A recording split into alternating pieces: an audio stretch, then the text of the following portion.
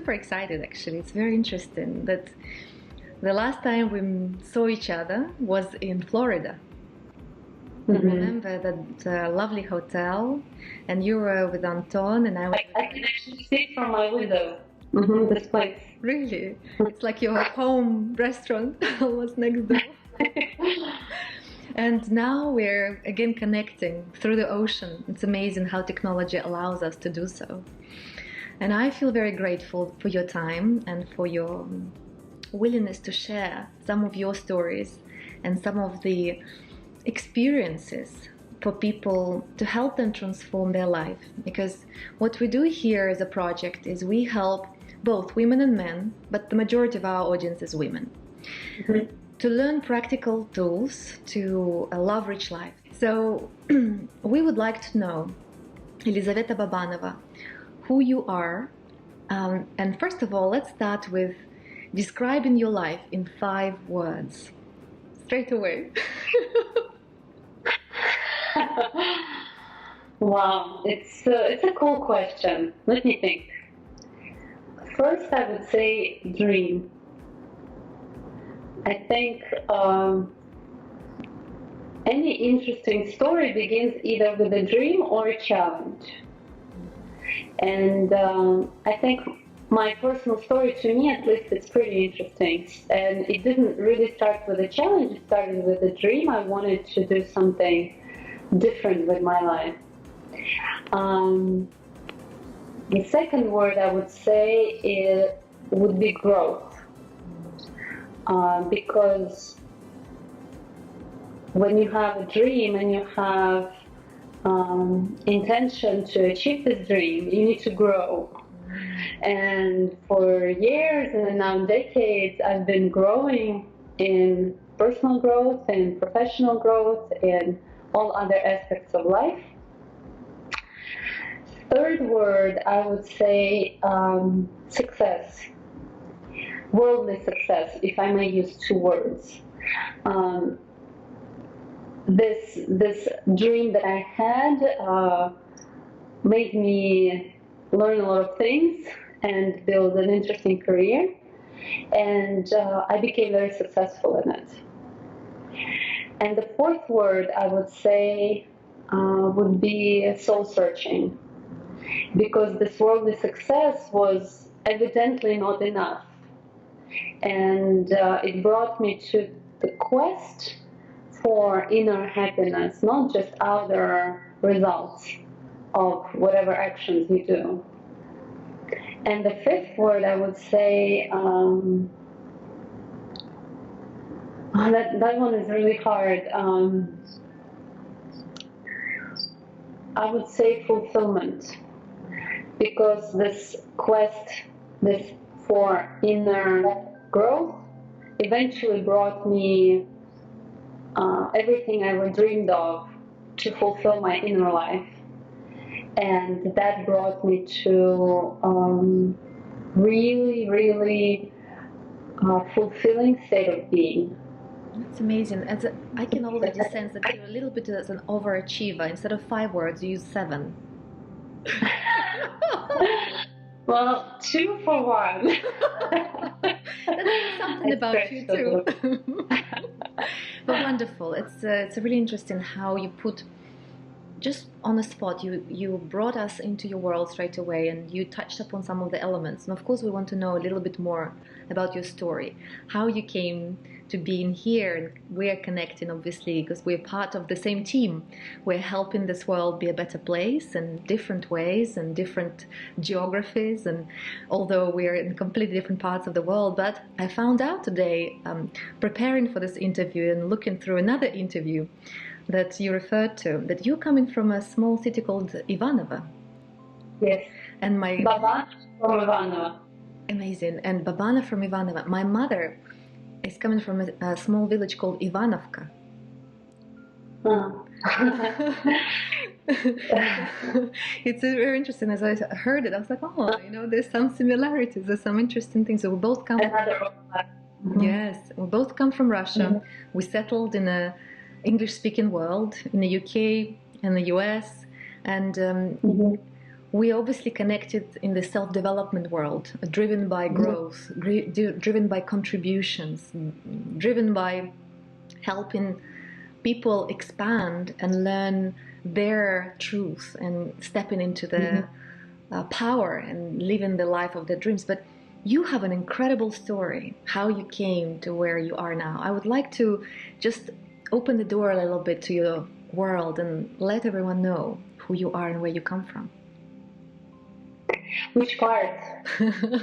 The most juicy, where you started, just a little bit about the corporate world, how you worked in the hedge fund and what happened with that accident, and then how you came to self-development. That's the most interesting bit, that you had that career, you had the growth, you had what people say success on paper, and a lot of women aspire to that because most women struggle to get there. But you were at the top, and then you changed your strategy to fulfillment from success. How did you do that, and what helped you? Well, I started with a dream. So as a Soviet child, I grew up watching horrible television. Horrible. And I remember the first time, it was basically black and white war movies. And maybe like couple of cool programs, but they were so rare that most of it was just dark and grim.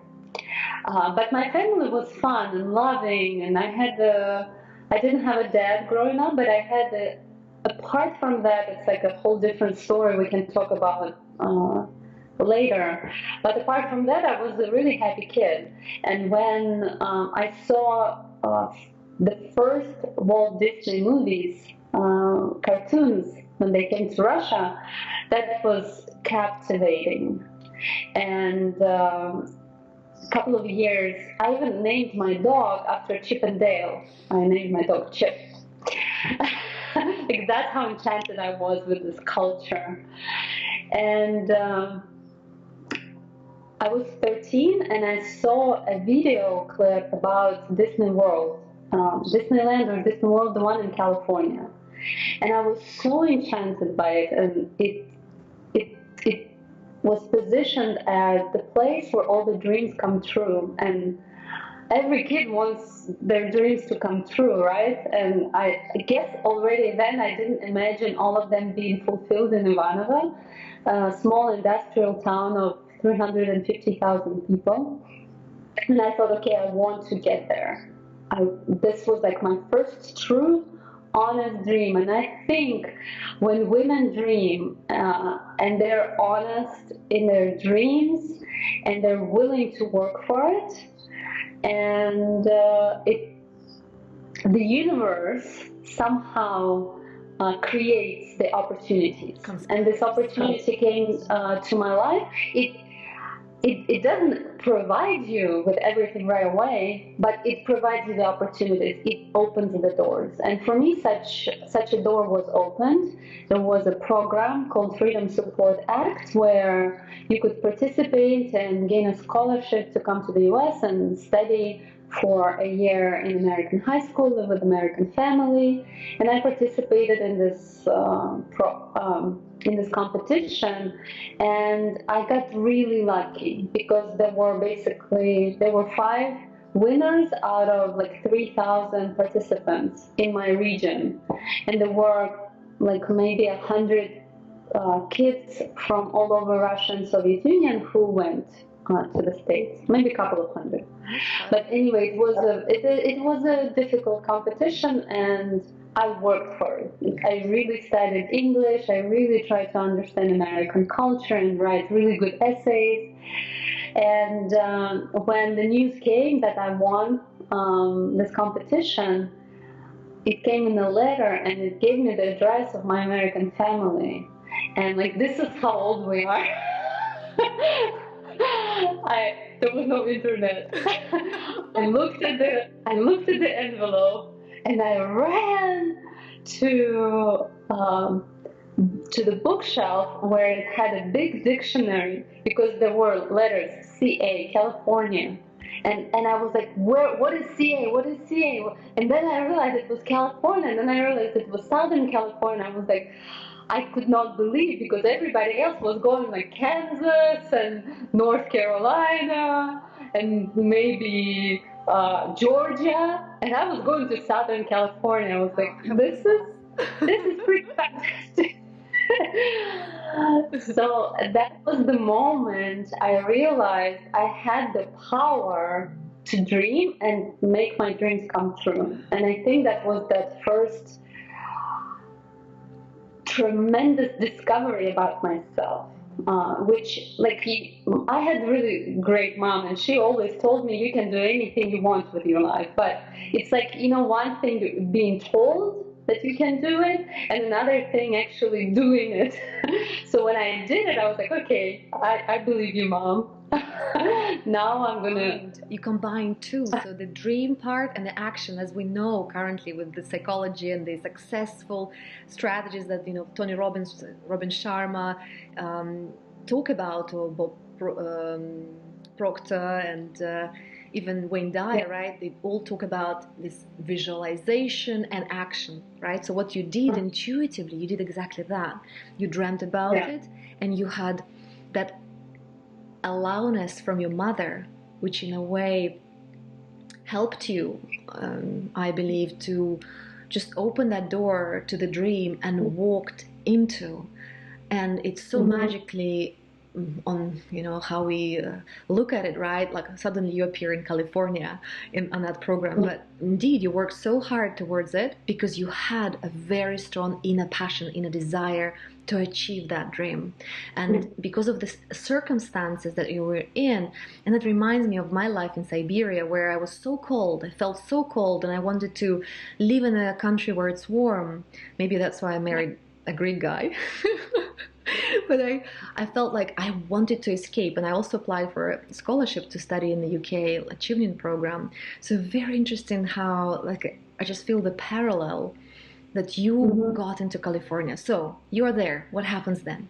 So, and maybe let's just say 2 sentences to put this into context. Like, probably your family could not afford to send you abroad. My family could definitely not afford. That's why it was such a big deal, because that was my only chance to go abroad to win the scholarship, which only happened like once in a lifetime. Isn't that fascinating? I think that also the focus, the laser focus intention that the circumstances have created. When we say, for example, oligarchs or successful people or very happy people, when there's little choice in their life, when they just funnel the direction to the only opportunity, circumstantial, that they go for, and there's no other way but just forward, moving forward, forward expansion, that we just go through that into something that is bigger than us. What has happened? You leaped forward, you over jumped the whole generation where your family comes from, right? Your friends, your villagers who used to live with you, and now you're in completely state of being, in a way. So I got to the US. It was not a walk in the park, as they say in the US. There were a lot of challenges. Like, initially, my first American family did not turn out to be so great. I changed them, and then eventually I ended up having a great year. But what that year proved to me that, and I think this is what I teach a lot to my women, that after you get that prize, it doesn't mean it's going to get any easier. And you have to be ready for it. Like, you are given this opportunity. Yes, first the program opened the door. I walked in that door. Then another door was open, and I had to walk, and I had to work even harder to study. But then on top of that, there were all these like social, environmental challenges that were never for me in Russia a problem, but all of a sudden became like this inner loneliness, this search for friends and family that could actually resonate with you. And but I still fell in love. I fell in love with the country. I fell in love with the people, and I wanted to stay here because I saw the opportunities for me to make a really, really good life. Because then I got a virus of American dream, and I wanted to become this Russian girl with a fulfilled American dream. So I went to college, and then I went to university, and I was at the same time studying in Russia and in the US. I got my degree, and through a lot of also very specific, very outlined, intentional actions, I landed a super awesome job. And the job was for a Texas-based hedge fund. It was sort of a startup with 150 million in assets under management. And I was their 13th employee. And I was really excited because I got my my education in finance and economics, and there was no better, cooler organization in my mind at that point than elite investment company than to apply myself. And I did apply myself for many years and grew and made a good living and made a lot of friends, and eventually became so fulfilled in that material way that I felt like, okay, I can buy things I want, I can send money to my family, I can take my mom on trips. I would take her to Miami or Hawaii. But something was missing. And that piece that was missing, I started searching for it. And I searched for it for 2 years. While through college, I was heavily participating in Christian community. I always went to church on Sundays. I actually sang in choir, played the piano in choir, but it was not like I was not getting the answers that I needed. So I would start reading books like Darya, and I read the entire of Osho, and I played with all the religions because I went to religious school and we had class on world religions. So I studied most major religions, and I think I would still be going on that search because, and you may have heard this thought in that interview that you've heard, but I think it's an important thought that very often we do not have the sense of urgency. Yes. We think that, yeah, I'm not exactly happy, but look, like I'm making money, I have good friends, my body is not in ruins. Yeah, like my arms would get numb at night because I had no good blood flow, but I'm breathing, I'm walking, it's not like that bad. And comparatively to where you came from or where you could have been had you stayed, like had I stayed in Ivanova, and where I was understanding that I am living a successful, happy life by most people's standards. So I did not have that sense of urgency to just, quit and do something different. I was looking, I was testing, I was flirting with different industries. I spoke with a lot of people and read a lot of books, attended seminars, was very active in the community, but I was still taking my time to find my true path, because at that point, by the 4th year in hedge fund, I realized financial industry is probably not going to be my lifelong mission, and I probably have a different mission for myself, but I'm yet to find it, and I'm going to take my time to do it. And that sense of urgency came to me with a car accident where someone crashed into my car, and I'm not going to go into dramatical description of it, but all my airbags went out, and for I don't know how long this moment lasted, but for those moments I felt that my life was over. And that was enough to... Dasha, do we still have connection? Yes, I can hear you. Okay. Okay, I was just so into your story. I was like, I froze myself. So it was I was not hurt at all, but I was so shook up, and I felt that it was a really strong reminder, like my spirit was knocking on my consciousness, wake up, wake up, wake up. And I had this, kind of like knocks before, but this one maybe was not a knock, it was like an alarm. Come on, wake up, let's do something with this life.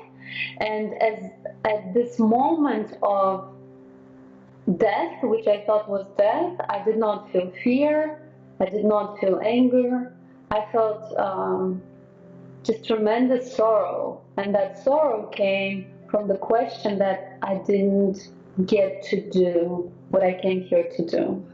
And I remembered the words of Richard Bach. They came to me at that moment from one of my favorite books while I was, young teenager. And it was the Handbook of Messiah, where the quote said, at the end of your life, you will look at yourself, and I'm paraphrasing right now, so maybe we can look up the exact quote later. You will look at the person who you have become, and you will ask yourself, was it worth it? Yes. Was your life worth that person whom you have become? And my question at that point was no, it wasn't worth it. Yes, I went to Disneyland. Yes, I got a great job. Yes, I got amazing life experiences. But was that the price? And I thought, and I really, really prayed at that point, please give me another chance. Give me another chance. I'm not gonna F up again my life. I'm really going to find a true meaning, and I'm gonna find a way to serve people. Yeah. Because at that point, I think I realized that the happiness of a human being depended on how well they were serving the group of people that needed their talents, that needed their service. And when I woke up in that car, I took a couple of weeks to just process the experience, and didn't want, and this is also, I don't recommend women to do anything life-changing within like the next days of like experience that shook you up. Just really take the time and calm the nerves down, and let just you emotionally live through this experience. And then after you've kind of purified yourself of that immediate pain, and you had the time to process it, then make a decision. And when my nerves were calm, when I began to see clearly again, I made the decision to quit hedge fund. And I went on a 2-year journey of soul search. And these 2 years, I primarily just studied. I didn't travel much. I just went to a couple of places. I went to a lot of seminars, read a lot of books, watched a lot of movies, interviews, and was looking and looking and looking, what is it that I came here to do? And then after 2 years, another door opened, and I created a first online business with a partner. And after 2 years, we have split up and went our separate ways, and I founded my own organization, which is now no longer my own. I have a wonderful wonderful partner whom you mentioned, who's now taken over in terms of leadership. But for 3 years, I was doing it on my own, and just with blogging and creating educational programs for women, primarily to help them find their calling, find their mission, improve their state of health and wellness, improve their relationships, and become successful in what they do in terms of inner success and outer success. That's wonderful. And now we're doing it for 5 years, and it's a lot of fun. It's a lot of fun. It's also successful. I heard that there are 75,000 people who went through your programs, and more than 100,000 people enjoyed, the interviews, and you had different stages. Actually, I caught some of the even early stages of your work where you traveled the world and you did this transformational series about your travels, which actually were very good fun. And then I know you stopped them after your trip in Asia or slowed down, and then you concentrated more and rebranded. But you have people following you, and I was really impressed that there are so many women who just raving about what you write, what you teach. And then I started looking into it. It's true that you write with your soul, you're very truthful, you're very open, humble, and wise. And what you said is so many nuggets we could have just explored.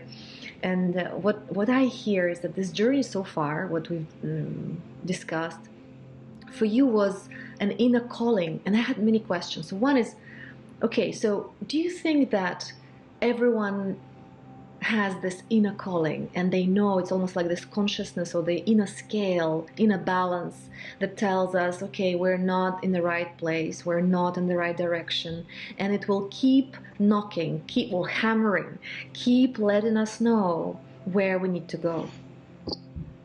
I believe so. I believe that's why we have alcohol, escapist TV, because we're trying to keep that voice down. Yeah. Because we understand that I came to this life to make a meaningful life. And it doesn't mean that you have to be a president of a large organization. You can be in service in a community hospital. And this is what can give your life this tremendous meaning. And the people that I've met, and I think this is what helped me the most realize this exact point, I met happy people and unhappy people in hedge funds. And the ones who were happy, knew that they're in the right place. Because hedge fund by itself, it's not a good or bad place. It's good, great place for the people who need to be there. And it's an awful place for people who need to be, serving food in a community center. Because this is what they're calling, but hedge fund is more prestigious, so they go there. And the reliance on external factors of what other people consider to be success is what I think pulls us away from that inner wisdom and makes us follow these popular professions. Yes. And instead breaking that connection. And when that connection is broken, we're unhappy. So we drink, or we watch a lot of television, or we get into abusive, codependent relationships. And I believe all the problems that we experience come from two things. Either we haven't defined who we are, or we're just so traumatized by our childhood and young adult experiences that we've never cleaned it up. But if we clean up the trauma, and everybody has had trauma in their past, and if we hear and we connect to this inner wisdom, then all we have to do is just work hard from then on, which is a lot of fun too. Well, because then you get results. I'm grateful to you for saying that, but I think the main fear for people who are in the positions of power and money, when they already have the taste and sometimes obligations like mortgages, like expensive toys, like families, like children, when they feel they're stuck in that position, and if they leave, they cannot afford being, I don't know, a teacher or a coach or a musician or an artist, or where their calling is leading them, because they have made their choices to be in New York or London, or to be in that place where they're surrounded. So they've already sort of created the circumstances they're in. And what would be your suggestion for this type of situations? Two different paths. One path, person who doesn't have responsibilities. For me, it was sort of, this is the easier path. I didn't have a family. I didn't have children. I could just quit. I had some money saved, and I figured that if I could really cut my expenses, I could live for a year. Maybe if I went to India and lived like on $2 a day, I could live for 2 years. And if you are not currently obligated to pay your student loan, or to your children, or to your wife, then just go ahead and do it. Just quit everything and run and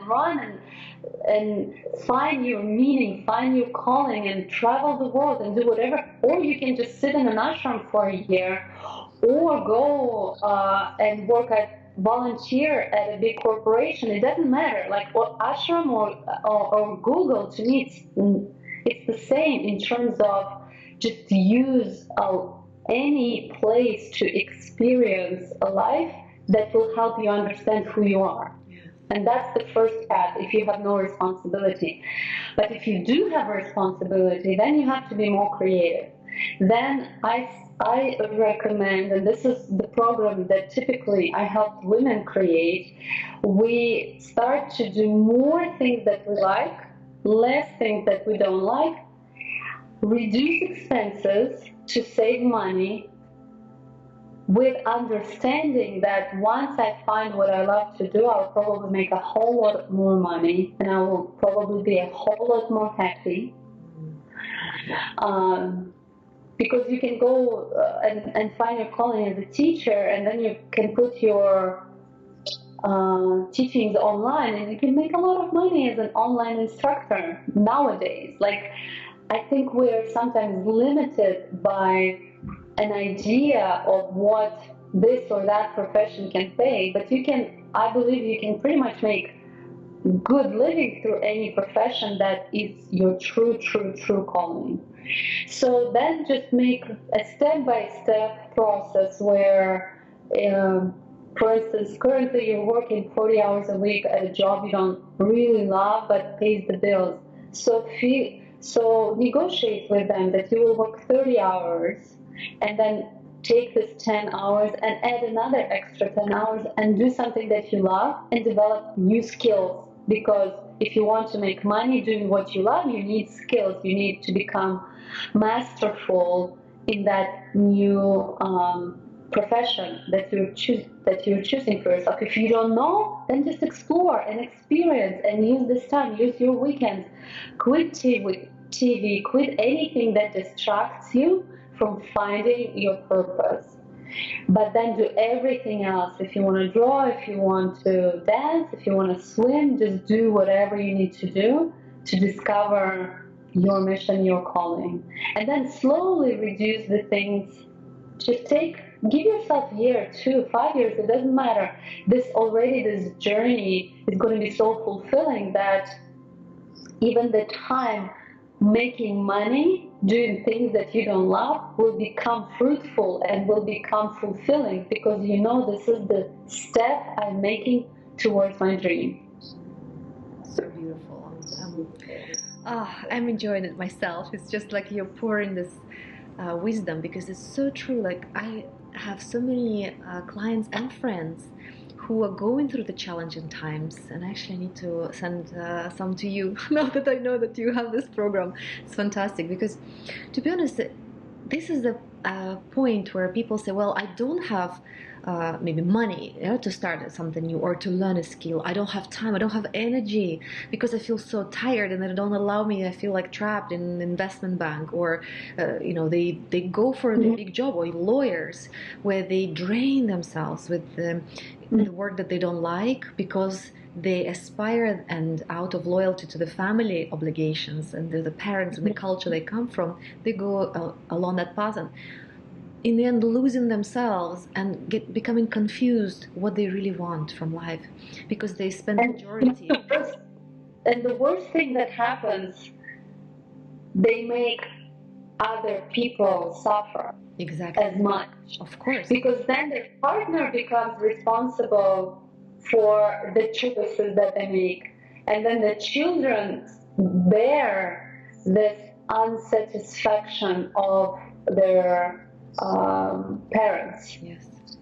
So we have to start that vicious cycle with ourselves. We have to take control of our lives and protect our closest people who we love the most, from that continuous suffering. Right. I so agree with you. Now, what about those people who, okay, we don't talk about those who are not aware something needs to change. Sometimes it's like a big elephant in the room. Everyone knows something needs to change, but the person is oblivious, or they don't want to look into it. So we can't really do much until they wake up. We know that. Now, what about those people who want to change? They just don't know the tools. What would be your 3 or 5 key tools that they can take into their account and find those elements that would enrich their life? How do you do it for you? What helps you throughout the day? You mean tools like seminars, or you mean tools like getting to high state? Any tools that help you enrich your life currently. What do you use to feel great, to stay motivated, to keep doing what you're doing, and the universal tools that you think are really practical that any person can have? Well, you mentioned already that it's our job to manage our energy, and I believe that inner and outer success and fulfillment start with taking control of your own energy. And that means emotional energy, physical energy, psychic energy. So I spend quite a lot of time daily to manage that energy. I do yoga, I go work out. I also have a fitness club in the building where I live. I love contrast, hot, cold experiences. I will go after workout. I will go to a spa, and then I will jump in a very cold pool. I love swimming in the ocean. Right now, I'm living on the ocean, so it gives me a lot of energy. And emotional fulfillment. So I like to listen to nice music. I like to watch. Probably 5 times a week I'll watch some little comedy video. I love comedy, so not a whole lot of time, but maybe 15-30 minutes. Maybe while I'm cooking or eating, I will watch with my partner. I dance if I feel tension in my body. I can jump and just do physical activity. So that's the physical, emotional part.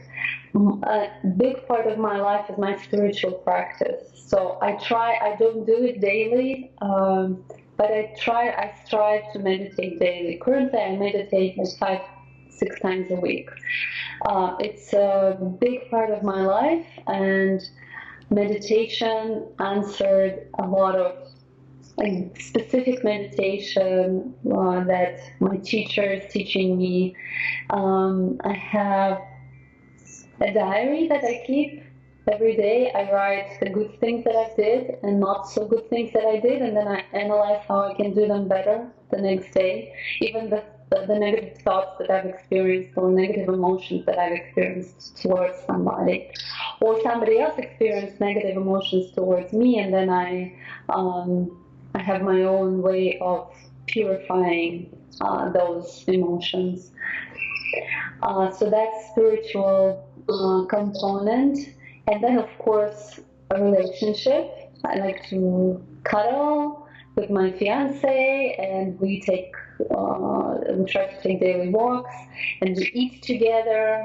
I like to cook. I take a lot of joy and pleasure in serving the food. So relationship is really, really important. And for us, if something is off in the relationship, we cannot work, we cannot do anything else. We stop everything and we work on figuring out what just happened so we can get in our perfect state of relationship. And then the big part of my day is my work. So I work 5-6 days a week doing creative writing, creating programs, teaching individuals, coaching groups. And because this is so fulfilling, I rarely feel like I'm working. So I only feel like I'm working if I haven't done things to maintain my energy. But if I'm in my high energy state, I'm just growing my mastery and I'm having a lot of fun. So this is what I think, because 90% of the things that I do, I choose, and I define the best times for me to do them. And like with great respect for you and for our time together, when you asked me to do an early morning interview, I couldn't do it because it's not my best time to talk. I know my best time in the morning is to write and meditate and do yoga, and the talking becomes semi-decent after 12. So I don't talk to people before then because I'm not sure if it will be coherent. That was amazing. I know this specific patterns in my day when I'm most productive in writing or in coaching or in physical activity, and I try to synchronize my schedule with those natural rhythms for me. That's true.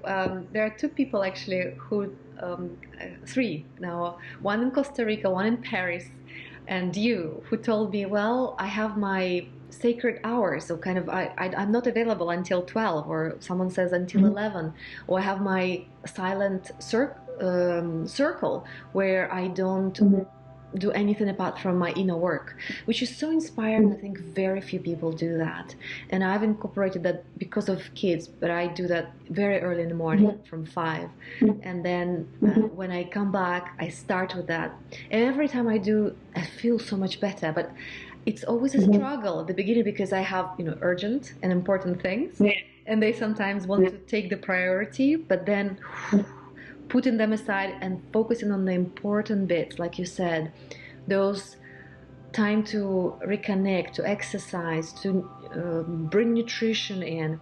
And I wanted to ask you, when you say meditation, because people say, what meditation shall I do? Or what type of practice shall I do for spiritual fulfillment?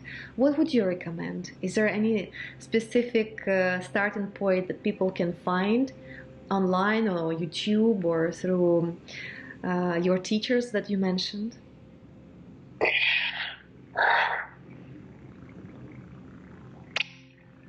This is a big responsibility to advise people on meditation because I have a very strong connection to my teacher, and it's a branch of Tibetan Buddhism. And in that branch of Tibetan Buddhism, I found the most convincing answers for me and the most practical tools to very, very rapidly improve all areas of my life, very rapidly.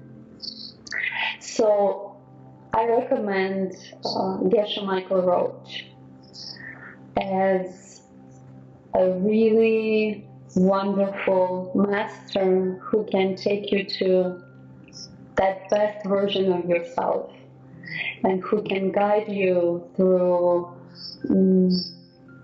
deep meditation experience.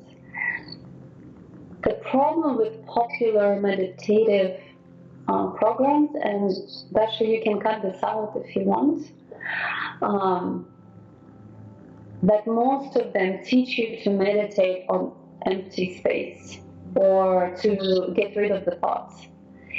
And my teacher has taught me that if you meditate on these empty thoughts, or you try to just get your mind out of that busy monkey mind, it's not necessarily a good practice, because it could lead eventually to you becoming forgetful and like all these diseases with the brain, of the brain that are connected to, losing your mindfulness.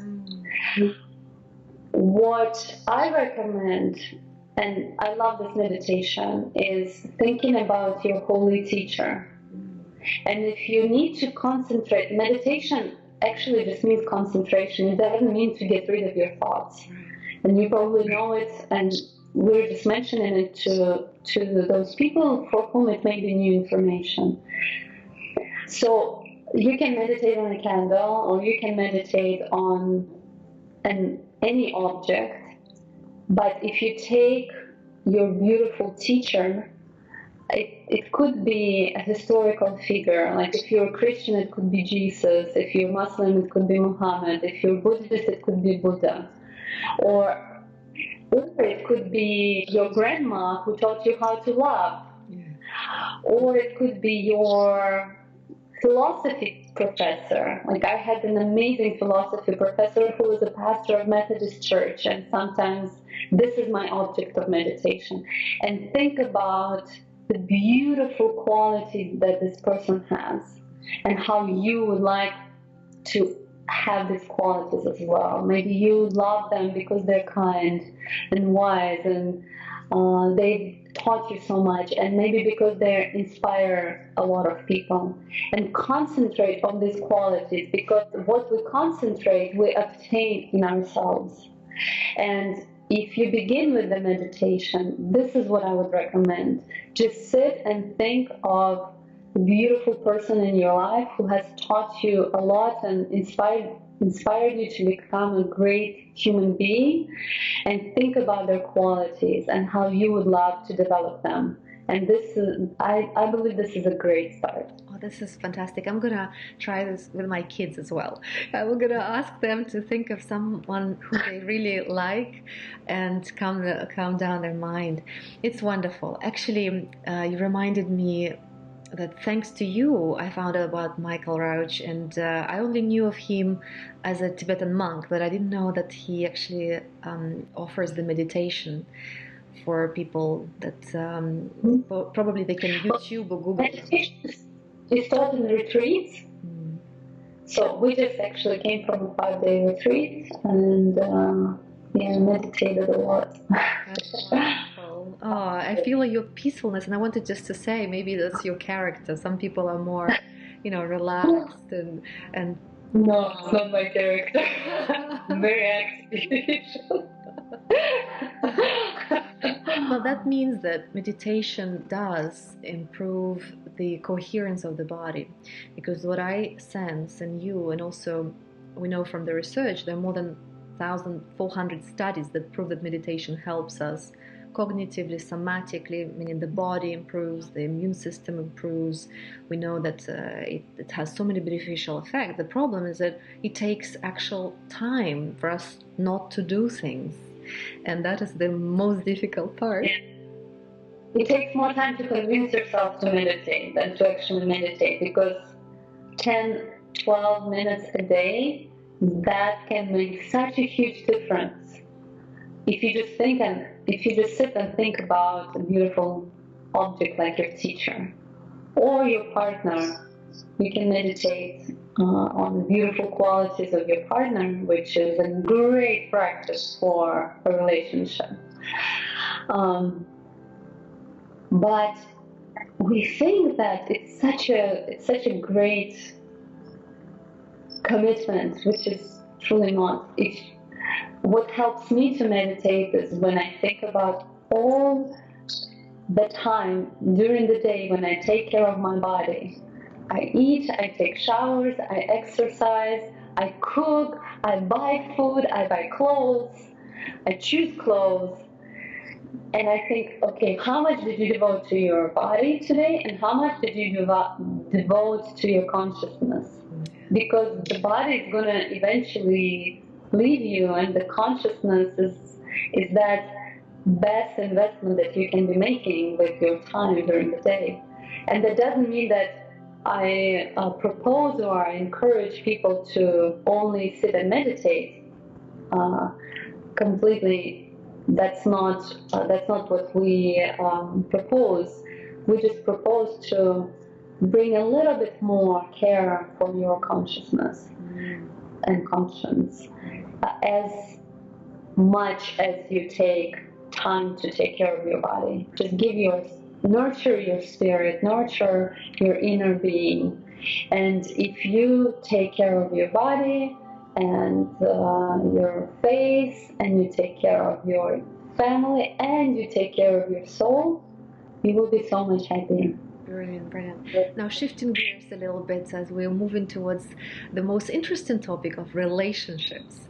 And a lot of our listeners are single women, but they're very successful, they're beautiful, they're healthy, and they're past the 35 age. Now, I would like you to tell them a bit of hope, because your brilliant story of meeting Anton and the two souls connecting, I think is so inspiring for some people who may just listen this and find the answer to the question, how in this busy world, in a career where a woman needs to look after herself financially and physically and protect, and sometimes she doesn't have ways to find that person after 35, and say, well, what do I do now? Where do I find them? They're all taken, so to say. You caught me at a good time, because I just recorded the first module of my relationship program, and it's only 2 modules. It's how to meet your perfect partner, and then how to transform your current relationship to a perfect partnership.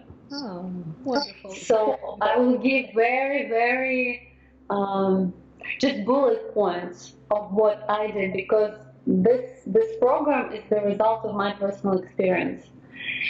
And the first step is to really, truly dream who is the person you want to be with, without any kind of negotiations with yourself. Like, oh, okay, maybe, well, he doesn't have to be too healthy. He doesn't have to be too perfect. No, like, create your perfect, the vision of your perfect partner and your perfect partnership, and then write it all down. But with the focus not on outer, but focus on your feelings. Not that he has to be 6 foot, like we measure in meters, 2 meters, it's like 6'6", right? Something like that.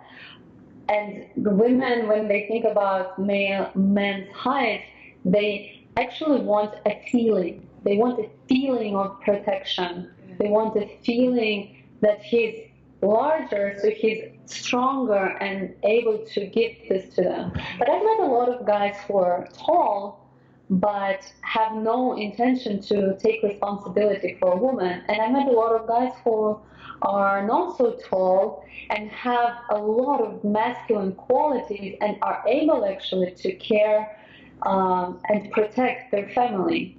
So what I suggest to focus on that inner feeling in relationship. You want to feel loved. You want to feel loving. You want to feel protected. You want to feel supported. You want to feel embraced and inspired, and you want to feel sexual and playful and passionate. Like all those things just describe how you want to feel with your partner. And then describe what could be your goals together, what could be your values, what values you want to live out in that relationship. Like for instance, my fiance and I, 100% honesty, 100% commitment, 100% support. We do not negotiate things that are important to him and things that are important to me. We do not compromise. We try to fulfill, and we do. We fulfill each other's needs, 100%. And this is our goal. This is our intent. Sometimes we have to find a very creative solution, but it's not a compromise. So write this down, and then live this vision as if it's already happened in your life. Like, just really meditate on it. This is a good object for meditation. Sit for 10 minutes and imagine with every fiber of your being, not just like a mental image, but a 3D movie that you are living, like as if you are actually participating in that movie, that as if it has already happened. And see where your state is off. Like, where are you not resonating with that image? Maybe you're not emotionally charged. Maybe you're not so passionate about life. Maybe you're not so playful as you would like to feel in that relationship. And then go back to yourself and ask yourself who I need to become for this relationship to become just natural occurrence. Because when I met my fiance, I met him when I was 35. And it took me a long time to figure out what it is that I really, really needed and who I wanted to spend my life with. And I worked on synchronizing my own values, habits, emotional states with the man I wanted to meet. And that's a process. But if you start working on that, it has to become your daily practice. If you want to be more, if you want to have playfulness in your relationship, try to bring more playfulness in your personal daily life. If you want to live in abundance, start living in a more abundant state. Become more generous. Abundance is the result of our personal generosity. So give your money, give your time to people, take care of people, and then you will meet a partner who's really deeply cares for you and lives in an abundant state of mind and financially abundant. So then just take as much time as you need, because eventually if you are like resonating on this frequency, and if you got there, then I believe it's inevitable. If you're doing this, and if you are leading an ethical and moral life, and I can say a few words about that. Do not break up other people. Do not try to steal a partner away from another person. This morality and highest ethics, which are taught in every religion, you have to follow these to be able to attract your perfect partner and create a perfect partnership. So morality and understanding what you really want and becoming that woman who will be the most attractive for this man. I believe if you have these two parts, and when they come together, then it's inevitable for you to meet your perfect man. Yes. Oh, such a wonderful reminder. If we want to attract something, create within, because we attract what we have inside. And a lot of women, a lot of us, and I myself included in the past, I wanted someone who would complement me, who has something that I don't have. Either that would attract me, like, oh, I want that. So as soon as I got closer, that thing started moving away from me, because I did not cultivate it inside me. And to the point that my first marriage broke up because I wanted the resource that I didn't hold inside me.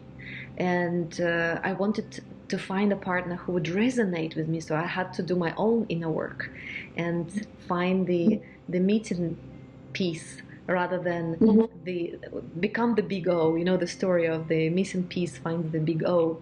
It's you know, when we're missing pieces, we always find missing pieces, and obviously this doesn't work because they become like hedgehogs.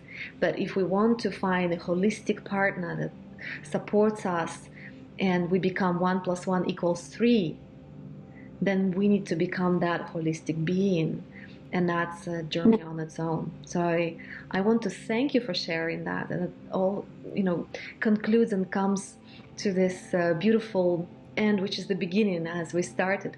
How did you come, you know, to the point where you are? You've done this journey yourself. You've invested so much in yourself. I mean, just listening to you and looking at you, and I love your energy and how you have cultivated that inner peace, wisdom, holisticity, your whole system of, how do you call it in English? Sphere development? Circle growth. Circle growth. It's complicated in English, but in Russian it works. Yes, it's true. And I love the systemic part because you bring in the holisticity in different points, and something resonates also with what I do. And now we're connecting today. You've done the relationship part, which I'm very happy about, because we need so much in this field to be helped, because we all start with our relationship with ourselves, and then through reflections with other partners, with our children, with our colleagues and clients, we then expand these ripple effects. So I just want to thank you. And before we end, if you wanted to share a little bit about how people can find out more about you online, what they can participate in, and how can they learn more about you if they would like to. Well, I understand your audience is primarily English speaking, but all my material right now is in Russian. But if you have Russian speaking audience, welcome to elizavetababanova.com.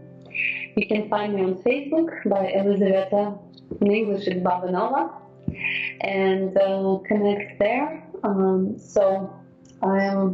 We're thinking about maybe a couple of years to go international, but currently we're just creating a more systematic approach to education. We have our year-long program, which is called The Best Year of Your Life. And by the way, this blog on relationship, not blog, but the final module on relationship, it comes as last in our 1 year-long process. So first we work with our personal values, with our personal vision, then we work with body and energy, and then we create the perfect dream job and develop our mastery, and then we work on relationship. And I specifically build it this way as my personal experience suggests. If you mentioned, if you do not come wholesome into a relationship, your relationship is not going to be wholesome. If you have two wholesome individuals, then you can create a wholesome relationship. But if you have one half and one half, it's going to be only 50% of the relationship. Not so great. And I've done a lot of that. It's all from negative experience we come to positive experience. And I always joke that no one ever becomes, no one ever goes to any seminar, and no one ever becomes a coach because they just love it.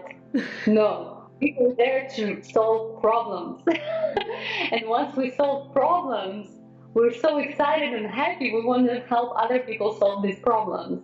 So I know this is probably the place where you're teaching. You've solved these problems and you're inspired by those solutions that help other people to create a more rich and more fulfilling and more emotionally exciting life.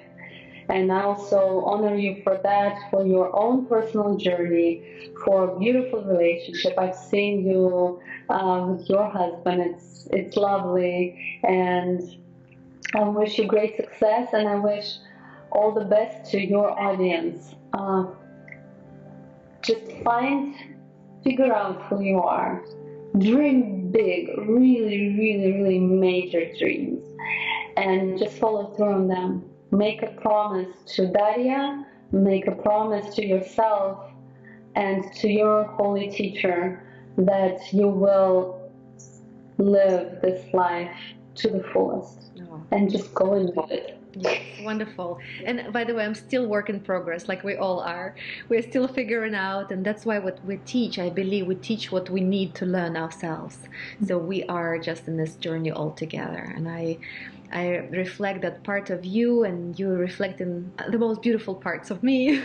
So I thank you for your time, Eliza, and we look forward in a couple of years to bringing this to the world. And I'm sure people in English will check you out, and maybe it will motivate them to start learning more Russian.